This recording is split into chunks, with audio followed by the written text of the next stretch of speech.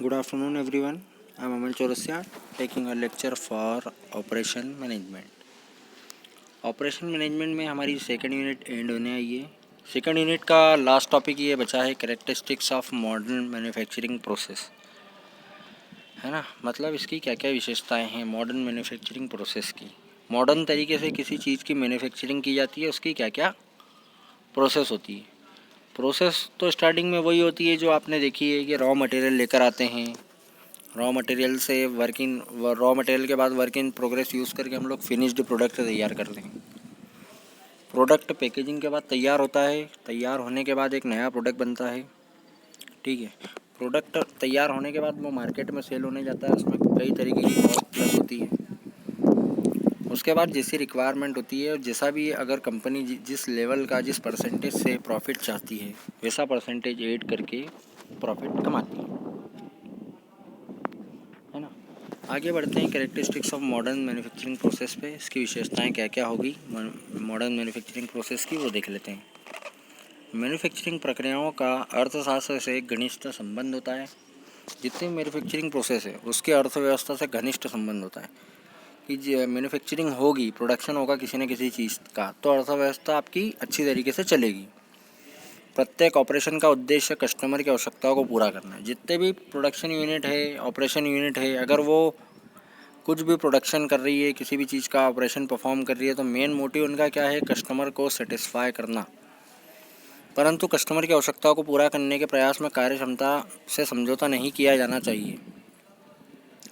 Yes, it's true कि कभी कभी क्या होता है कि कस्टमर जो चाहता है, जैसे मेन तो हम किस चीज़ का प्रोडक्शन करते हैं, जो चीज़ें कस्टमर चाहता है ना। कस्टमर के अकॉर्डिंग ही हम प्रोडक्शन यूनिट चलाते हैं हमारी, और प्रोडक्शन उसी हिसाब से करते हैं जैसा कस्टमर चाहता है ना। कस्टमर के अकॉर्डिंग नहीं बनाओगे तो आपका प्रोडक्ट मार्केट में चल नहीं पाएगा। पहले तो आप प्रोडक्ट बनाने के पहले हमेशा पहले सर्वे करना चाहिए।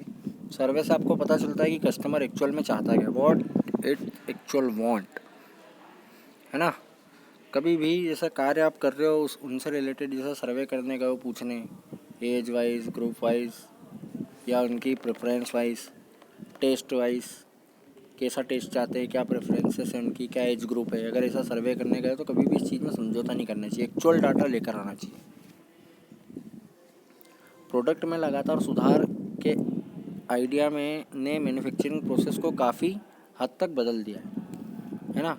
जैसे प्रोडक्ट में लगातार सुधार होते जा रहे हैं, जैसे अगर आप कभी भी प्रोडक्ट का मेन मोटिव क्या है, product required changes at the period of time, है ना। प्रोडक्ट में चेंजेस की रिक्वायरमेंट होती है, कभी भी एक टाइम पीरियड के बाद प्रोडक्ट चेंज मांगता है।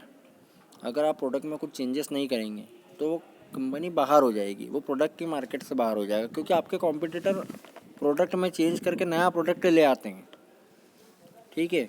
काफ़ी मैन्युफैक्चरिंग प्रोसेस जो है काफ़ी हद तक बदल गई है, नई नई टेक्नोलॉजी पर डिपेंडेंट हो गई है, नई नई चीज़ों का यूज़ होने लग गया है। लोग जो चाहते हैं उनको प्रेफरेंस पर रखा जाता है, प्रायोरिटी दी जाती है। आधुनिक मैन्युफैक्चरिंग प्रोसेस की विशेषता इस प्रकार है, जैसे कुछ इंपॉर्टेंट पॉइंट दिया हुआ है ये, है ना, ये हम देखेंगे आगे। फर्स्ट पॉइंट है यूज़ ऑफ साइंटिफिक मेथड, मतलब वैज्ञानिक पद्धतियों का उपयोग। इंजीनियर तथा मैनेजमेंट संबंधित समस्याओं को हल करने के लिए विभिन्न वैज्ञानिक पद्धतियों एवं तकनीकों का उपयोग किया जाता है ना।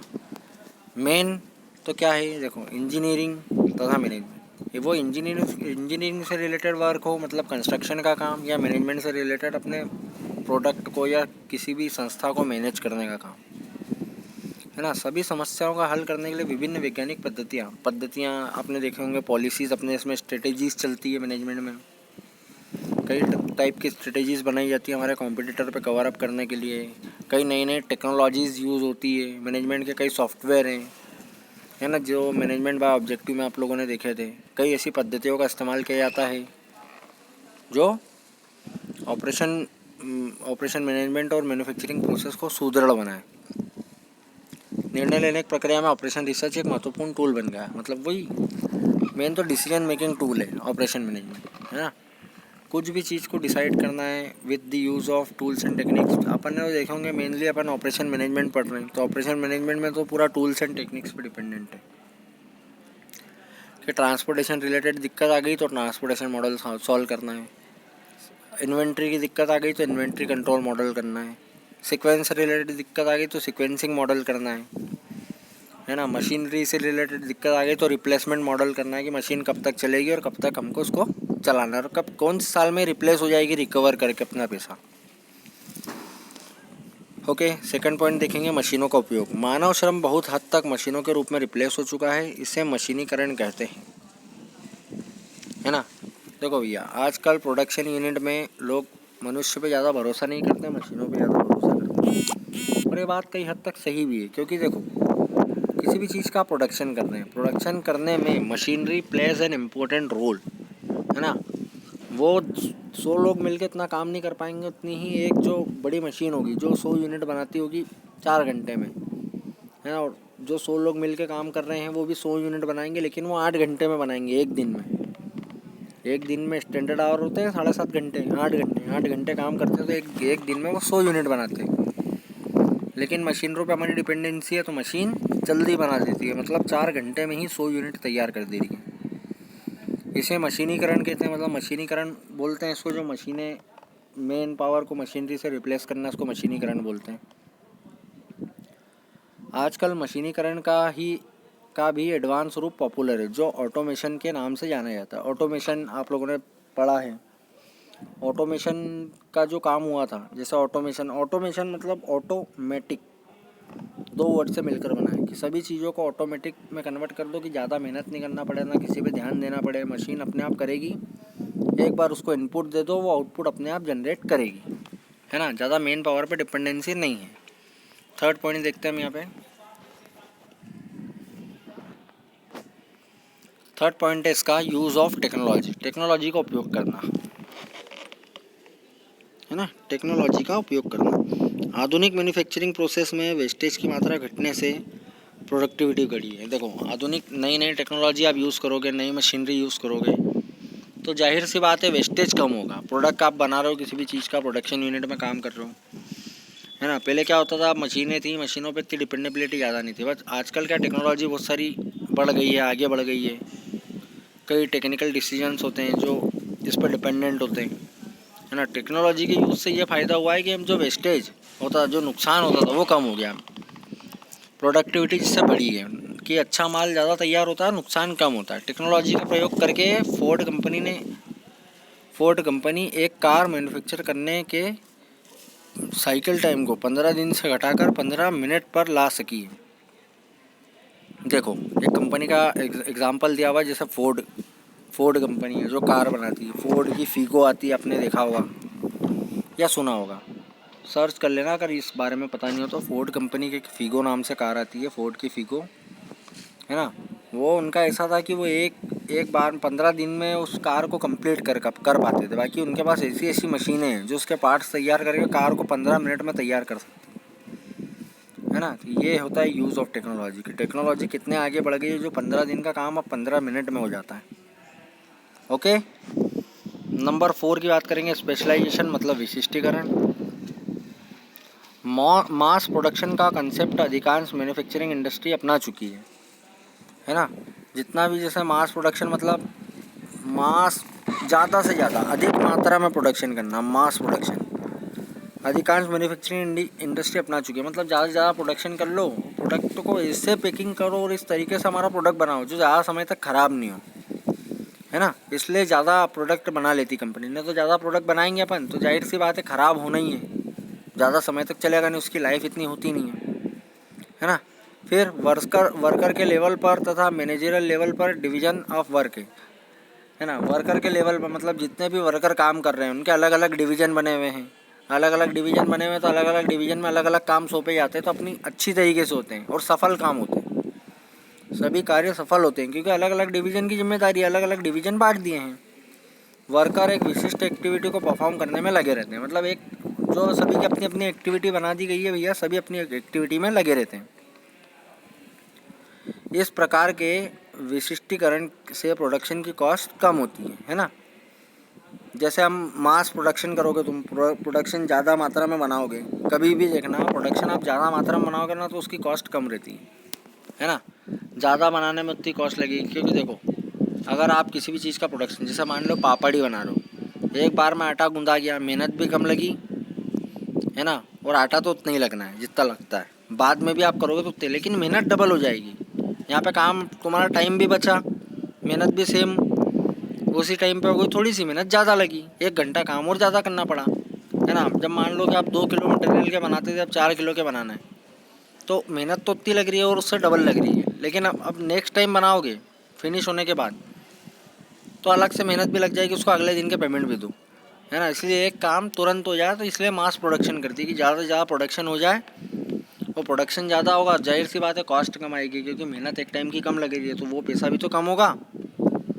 ठीक है, कभी भी मास प्रोडक्शन आप करोगे, ज़्यादा से ज़्यादा किसी भी चीज़ का प्रोडक्शन करोगे, तो कॉस्ट कम ही बैठती है ना। और क्वालिटी भी इम्प्रूव होती है। सबका अगर डिवीज़न वाइज काम बटा हुआ रहता है, सब अपने अपने डिवीज़न के लिए काम करते हैं, तो प्रोडक्ट की क्वालिटी इम्प्रूव होना जाहिर सी बात है, हमें इम्प्रूव होगी ही होगी, क्योंकि सब अपनी जवाबदारी निभा रहे हैं, सब अपनी जवाबदारी से काम कर रहे हैं। अब अलग अलग डिवीज़न है, तो एक दूसरे के ऊपर आप काम डाल भी नहीं सकते, ना एक दूसरे को ब्लेम कर सकते हो कि उसने नहीं करा, ये वो। अलग अलग डिवीज़न बना लिए कि प्रोडक्शन का अलग डिवीज़न, पैकेजिंग का अलग डिवीज़न, है ना, टेस्टिंग जहाँ पे चेक करा जाएगा प्रोडक्ट सही से पैक हुआ है कि नहीं, सही से बना है कि नहीं, टेस्टिंग डिपार्टमेंट अलग है। कुछ इस तरीके से काम हो रहा है। 5th पॉइंट है यूज़ ऑफ कंप्यूटर। कंप्यूटर का अधिकतम यूज़ होता है इसमें मॉडर्न मैन्युफैक्चरिंग प्रोसेस में, है ना। कंप्यूटर का ज़्यादा यूज़ होना, मैन्युफैक्चरिंग इंडस्ट्री जटिल मैथमेटिकल प्रॉब्लम को हाई स्पीड से सॉल्व करने के लिए कंप्यूटर का उपयोग लार्ज स्केल पर कर रही है। जैसा भैया देखो, सैलरी का कैलकुलेशन, वर्किंग कैपिटल का कैलकुलेशन, है ना, तुम्हारी प्रोडक्शन कॉस्ट क्या लगी उसका कैलकुलेशन।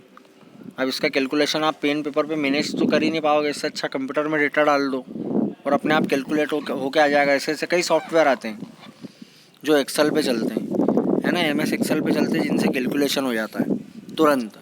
उसमें MS एक्सेल में कई तरीके के फार्मूले भी आते हैं, तो जो फार्मूला आपको लगाना है, plus minus, addition, subtraction, divide, multiplication, integer, square, whole square, है ना, क्यूब, फिर अपना स्क्वायर, और उसमें देखा है बहुत सारे होते हैं, क्यूब रूट, अलग अलग के कैलकुलेशन सब कंप्यूटर में हो जाते हैं। हाथ से कितना कैलकुलेट करोगे, टाइम भी बर्बाद होगा और पेपर वर्क भी ज़्यादा मैनेज करना पड़ेगा। इसलिए कंप्यूटर में एंट्री कर दो उस पर्टिकुलर सॉफ्टवेयर में, वो अपने आप कैलकुलेट करके दे देता है। कंप्यूटर के उपयोग में product design, inventory control, quality control तथा मैन्युफैक्चरिंग प्रोसेस का कंट्रोल भी शामिल होता है ना। कंप्यूटर के उपयोग में देखो, प्रोडक्ट की डिज़ाइन की कैसी होगी, वो कंप्यूटर पे पावर पॉइंट का यूज़ करके बना लेता है। इन्वेंट्री कंट्रोल, एक्सेल पे एक फाइल बना लो कि कितना माल आया, कितना गया, कितना माल बुलवाना है। इन्वेंट्री मतलब माल मैनेज करना, जो मटेरियल कच्चा माल है, कच्चा माल और उससे रिलेटेड मटेरियल वो मेंटेन करना कि ख़त्म नहीं हो जाए, है ना। इन्वेंट्री कंट्रोल उसको बोलते हैं। क्वालिटी कंट्रोल, जो प्रोडक्ट आप बना रहे हो उसमें कितनी क्वालिटी है, उसके कितने पैरामीटर सेट कर रखे हैं, कितने स्केल की रेटिंग है, तथा मैन्युफैक्चरिंग प्रोसेस का कंट्रोल भी शामिल है। मैन्युफैक्चरिंग प्रोसेस भी इसी पे कंट्रोल होती है। डायरेक्ट सिस्टम से क्लिक करो, वो चीज़ें बन के स्टार्ट हो जाती है। डायरेक्ट हर चीज़ कंप्यूटर से कनेक्ट है ना। एक बटन पे क्लिक करो और चीज़ें बन के तैयार हो जाती हैं, है ना। तो इसी प्रकार से इसकी विशेषताएं हैं कुछ important characteristics of modern manufacturing process किस तरीके से काम करती है और उसकी विशेषताएं क्या क्या है ना। उसकी ये विशेषता है कि उसमें साइंटिफिक मेथड यूज़ होती है, यूज़ ऑफ मशीनरी होता है, मशीनों का यूज़ होता है, टेक्नोलॉजी का यूज़ होता है, स्पेशलाइजेशन है, अलग अलग डिपार्टमेंट बने हुए हैं, कंप्यूटर का ज़्यादा यूज़ होता है, इसलिए वो परफेक्ट काम कर पाती है और अपना काम सफल भी करती है। ठीक है, यह है भैया characteristics of modern manufacturing processes. ठीक है, यहीं पे मैं आपका लेक्चर एंड कर रहा हूँ। आप कैरेक्टरिस्टिक्स देखिए, पढ़िए, बस समझने की कोशिश करिए, है ना। अगर यदि कुछ भी आपको किसी भी लेवल पे डाउट होता है तो आप कभी भी मुझसे कांटेक्ट कर सकते हैं। मैं लेक्चर एंड कर रहा हूँ। धन्यवाद।